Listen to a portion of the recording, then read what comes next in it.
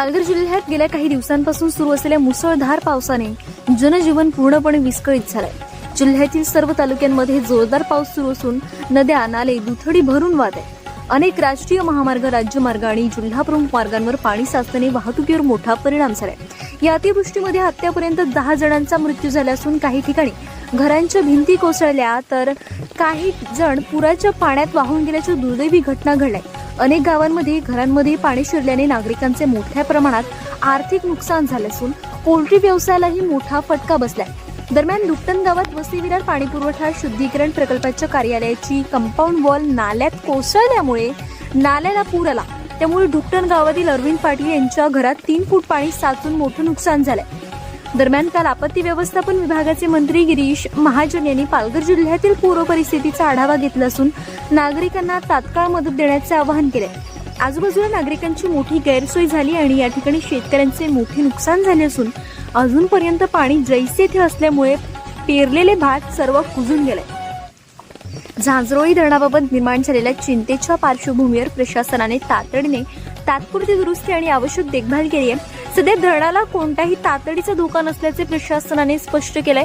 खबरदारीचा उपाय म्हणून धोकादायक भागातील नागरिकांना सुरक्षित स्थळी हलवण्यात आलं असून त्यांच्यासाठी निवारा, भोजन आणि इतर आवश्यक सुविधांची व्यवस्था करण्यात आली आहे। पूरग्रस्त भागांमध्ये पालघर पोलीस आपत्ती व्यवस्थापन पथके आणि स्थानिक प्रशासन युद्धपातळीवर बचाव आणि मदत कार्य करत आहेत। दुसरीकडे गेल्या 3 ते 4 दिवसांपासून महावितरणाच्या विस्कळीत कारभारामुळे जिल्ह्यातील अनेक भागांमध्ये वीज पुरवठा खंडित झाला असून नागरिकांना मोठ्या अडचणींचा सामना करावा लागतोय। सूर्या, पिंजाळ, देहळजे आणि वैतरणा नद्या दुथडी भरून वाहत असल्याने नदीकाठच्या गावांना सतर्कतेचा इशारा देण्यात आलाय। नागरिकांनी अफवांवर विश्वास न ठेवता प्रशासनाच्या सूचनांचे पालन करावे असे आवाहन जिल्हाधिकारी इंदुराणी जाखड यांनी आज झालेल्या पत्रकार परिषदेत केले। पाहूया जिल्हाधिकारी इंदुराणी जाखड यांनी नेमकी काय माहिती दिली आहे। ओव्हर आपल्या जिल्ह्यामध्ये कालपासनं बरेचशा ठिकाणी अतिवृष्टी झालेली आहे। पर्टिक्युलरली जो आपला कोस्टल एरिया आहे म्हणजे पालघर, डहाणू, वसई तिकडे मोठ्या प्रमाणात पाऊस झाल्यामुळे आणि सोबतच हाय टाईड असल्यामुळे काही सखल भागांमध्ये आणि गावांच्या एरियामध्ये पाणी भरला होता।